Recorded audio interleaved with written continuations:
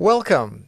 This is Mark Soden with Wonder Valley Experimental 14, and I'm here with Eric A. Zimmerman. We're going to have a little talk about some of the work that Eric is involved in with a series of videos called The Bender's Circuit, as in the places that circuit bend performers go and do things. Do you want to just take a second and maybe talk about the speech that you might give somebody that just met you? We've we're working on a documentary series called The Bender's Circuit, which is about the underground electronic experimental audiovisual performance scene in and around LA. And we have been following this scene since about 2014, although this series does go back as far as about 2004 when the scene really started to happen in Los Angeles. And we kind of first, I'm working with Angela Izzo, who's my creative partner on this. And we were kind of exposed to it early on at a place in LA called Mata, where I had been invited by Adrian Diamond, aka Pulsating Cyst. And the show that night just really blew our minds, and we just felt that we had to follow this scene and discover everything there was to discover. I had already edited the documentary Better Living Through Circuitry, which is a documentary released around 1999, which covers the whole rave scene and the electronic dance music scene, the rave scene that morphed into what's now called EDM. So I kind of thought that it was possible to do this. Little did we realize that we would meet so many cool acts and find so many cool venues that it exploded into a series that we're hoping will be a 10-part series. We've edited a lot of it already, and we're hoping and planning that this recent Wonder Valley event will be the final episode of this first run, and we think it is a great event, and let's talk more about it. You know, you have a really unique perspective, having followed the scene for as long as you have. And I was wondering what changes you have observed in the time that you've been documenting the noise and circuit bending scene in LA.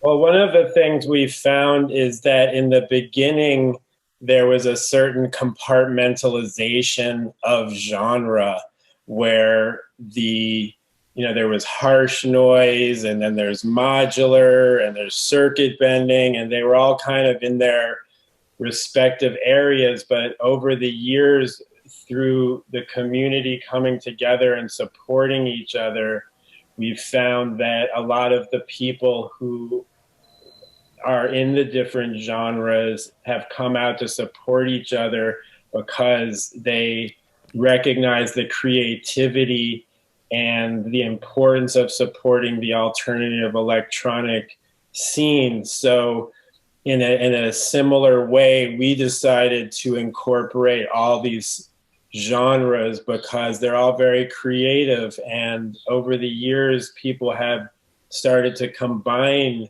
noise with modular, with circuit bending, with audio visual. So we've seen a lot of cross pollination, a lot of people, even some of the artists have mutated their approaches and incorporated different genres. So really, up until the pandemic, there was kind of a peak that happened where there was so many acts and so many shows, and you would see people really supporting everything. So it really reached a kind of renaissance up to the point of the pandemic, and then it all kind of shattered and went inside. Well, at the point of the pandemic, there were some opportunities for people to do Zoom shows, do a few different approaches. Were there any changes during the pandemic that you thought were interesting? There were, I mean, I think that part of what we have found amazing about it was always the thrill of the live performance. So it was clearly a big challenge for the scene and the performers not to be able to have that visceral in person connection. Plus, there's a certain amount of this scene where it's hanging out at the show and talking to the performers and asking them questions about the gear. So a lot of that got pulled away.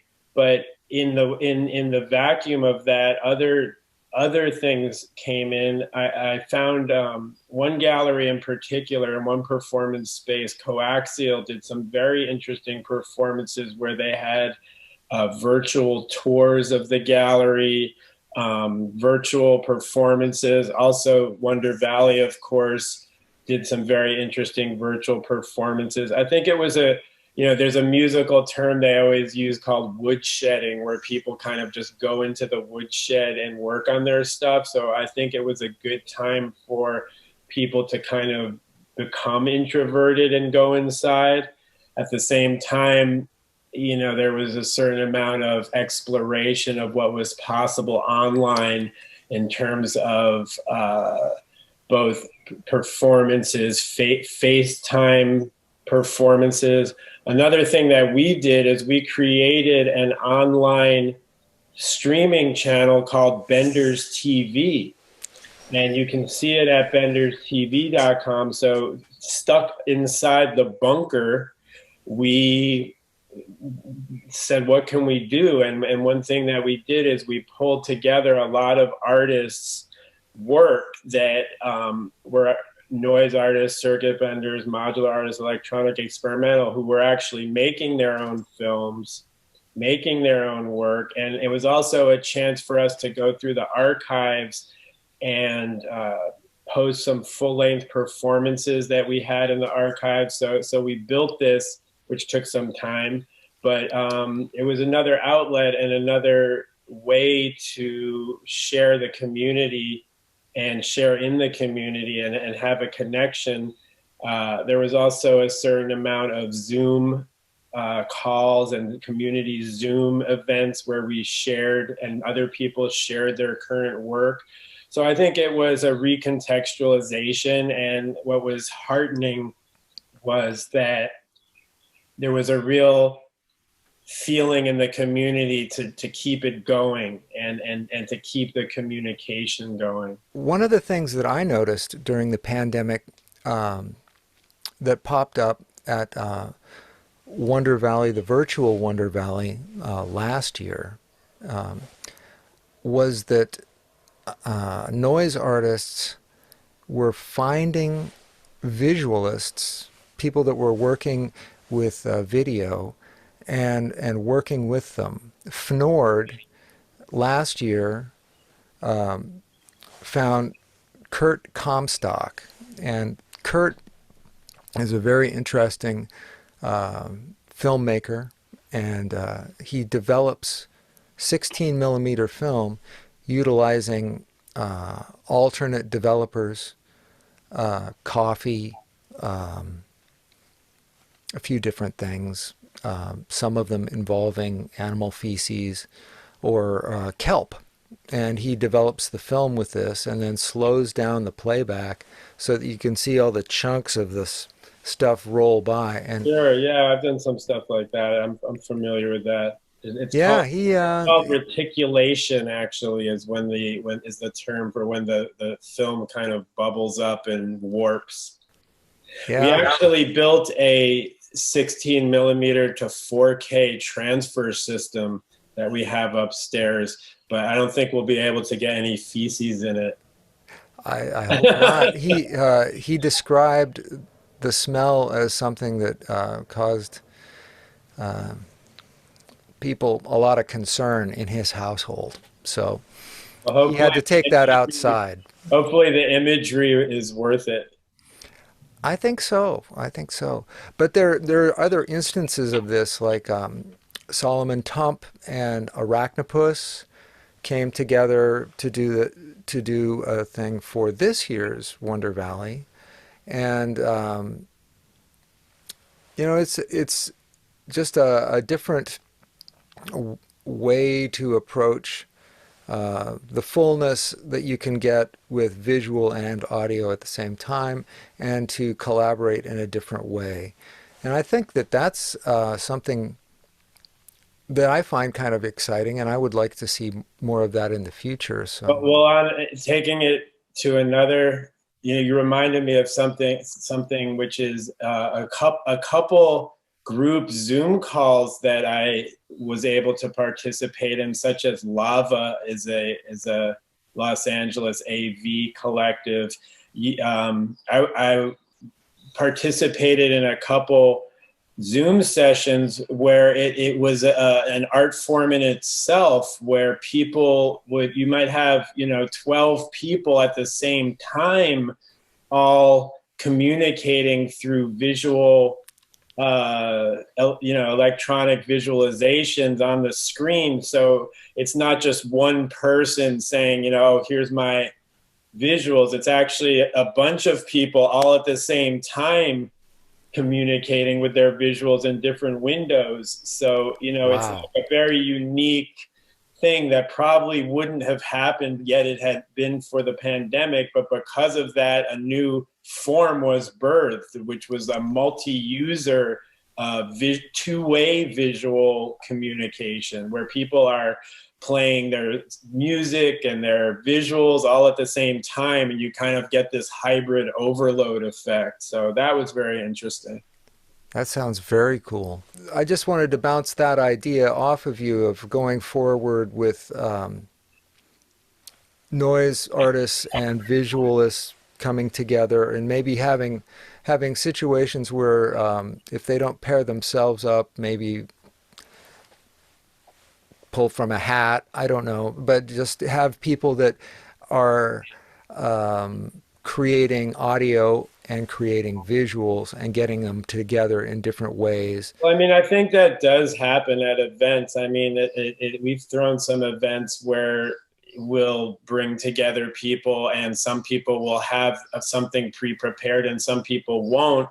And when people don't, we'll have there's often a house visualist who will just freeform some visuals for them. So I mean, I think that does happen at shows, and when it's organized that way, and when people are open to it, and often you get some really great juxtapositions. The last event we did before the pandemic was downtown, and a very talented visualist, Poop Dude, who has Tingo Tongo tapes. He was doing some amazing stuff, just improvising with some out of town artists. But I think both of those, either people having their own thing pre-prepared or collaborating, has great results, and I love to see that. I also spoke at this Wonder Valley with Loop Goat, Jessica of Loop Goat, and she said that she's doing a collaboration with Alex Pelly of a 30-minute film. So I think there's also a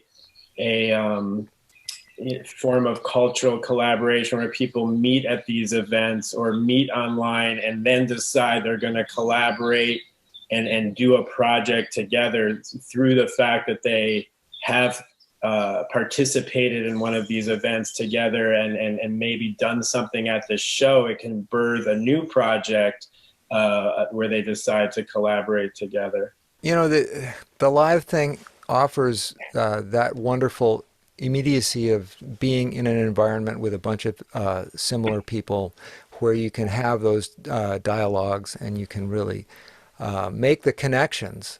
And it's just a very different time where people are making these connections through the internet or whatever. It was interesting talking with Solomon Tump in the UK and talking with Arachnopus in Michigan. And they found each other, and it was very productive. It's pretty awesome stuff that what they're Yeah, putting I'd together. like to give a shout out to Embryo Room in New York, who I also discovered online during the pandemic, who does some incredible work. And, I think part of being cooped up was that we did all need to seek out other people, that because we instead, that's the flip side of it. Instead of the same people that we always saw at our local shows, all of a sudden we're all cooped up and trapped in our own bunkers. There was a need to reach out and find people in other cities and other countries, and we all did, and it was very gratifying, and it is very gratifying. Well, speaking of shout outs, Adrian Diamond has constructed the fabulous site of noisewiki.com, where lots of people from all over come together and talk about DIY stuff and share their tracks and stuff. It's a voluminous site, and there's so much to go through.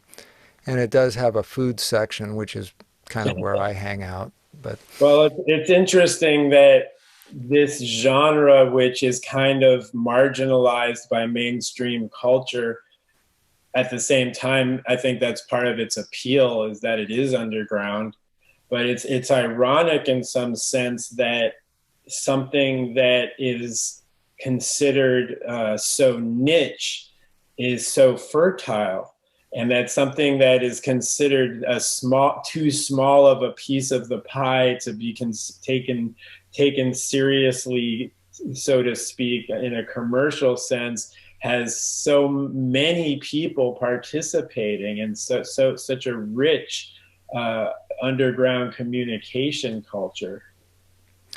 I agree, and I think that in the light of history, people are going to look back at the post-millennium boom of electronic manipulation, deconstructing commercial products, and repurposing them as a type of folk music. It's for a technological society where people come together to celebrate the instruments they have built and variations on instruments that exist in the real world, or the way that they can manipulate these toys they've reconstructed. I think that's I think this is striking a nerve with a technological society. It's a tech society where there are very few things that you can really get into and fix. There was a point where people were building hot rods because they could do it. They knew enough about mechanics that they could take a car and build it into something else. Uh, with the current technology and how automobiles are kind of disposable and built so that you can't get around the engine to do anything, that's not an option that's open. But kiddie toys, 99-cent store samplers, that's definitely an option that people can get behind and tear one apart and see if they can make it do something cool. And if they can't, it was a $2 investment. Well, Who cares? it's interesting because this has been a reoccurring theme that we found, and people who we've interviewed for the Bender Circuit have mentioned folk music and hot rodding.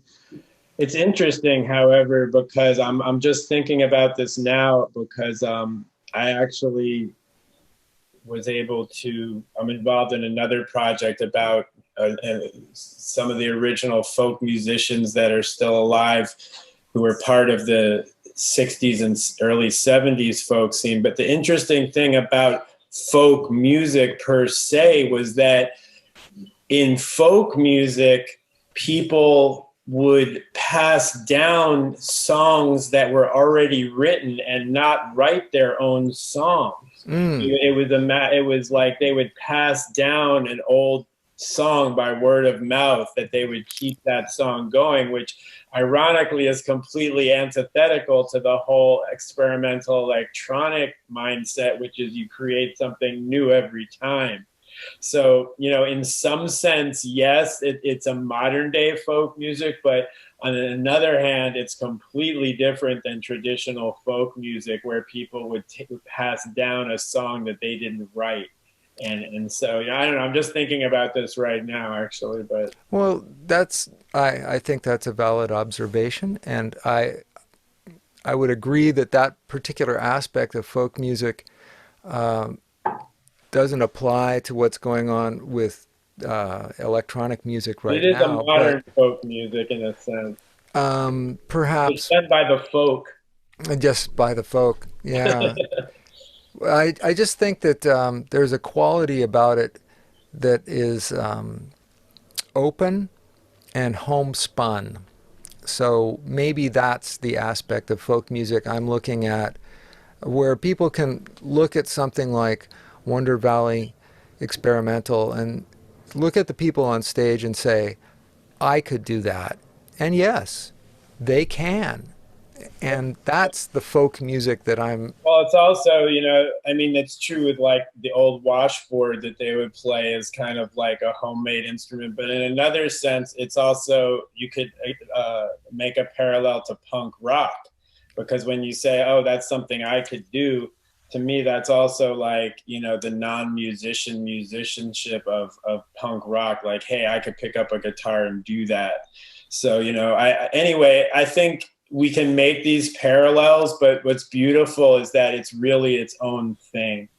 And this whole genre really defies all expectations. It's so rich, it's always different, and that's what keeps it fresh and futuristic and modern.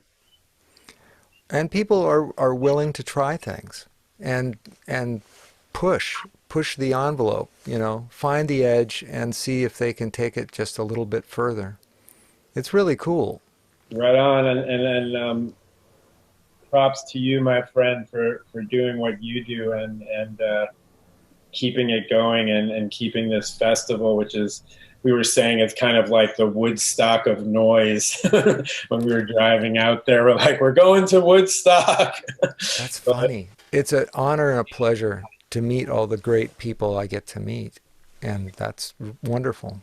well, I wanted to mention briefly that I directed the first music videos for Nine Inch Nails. I directed music videos for Ministry and a lot of industrial bands out of Chicago and Wax Trax bands. And so when I try to explain this genre to people, I say, well, this is kind of like the next thing. This is like the next thing after industrial music. This is, after punk rock, after industrial. So I think it's great that that there's these venues and these events to celebrate this genre and take it further the way that you all are doing it.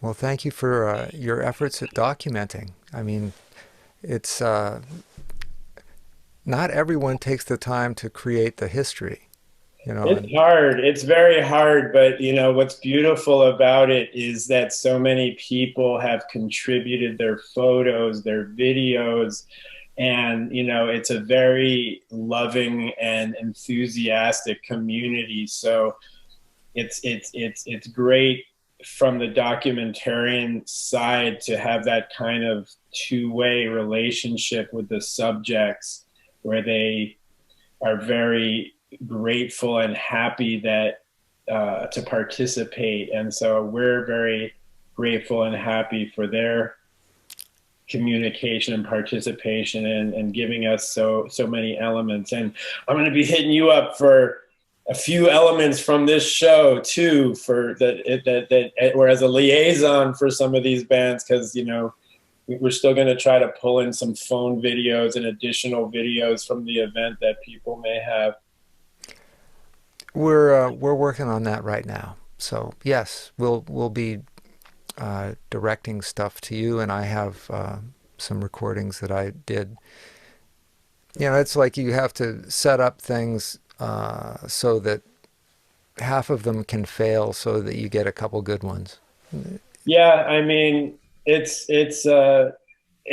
kind of cool because this particular subject matter, the fact that we have mixed media, different standards of quality, different, digital phone, all kinds of, we're in a traditional film situation. It might seem inconsistent because of this genre. It actually fits. So we're very lucky that we're able to incorporate both the more refined with the more raw mediums in this piece, and it works because of the nature of the genre. Well, thank you, Eric. Really a pleasure. Have a good afternoon. This is Mark Soden for Wonder Valley Experimental 14, signing off.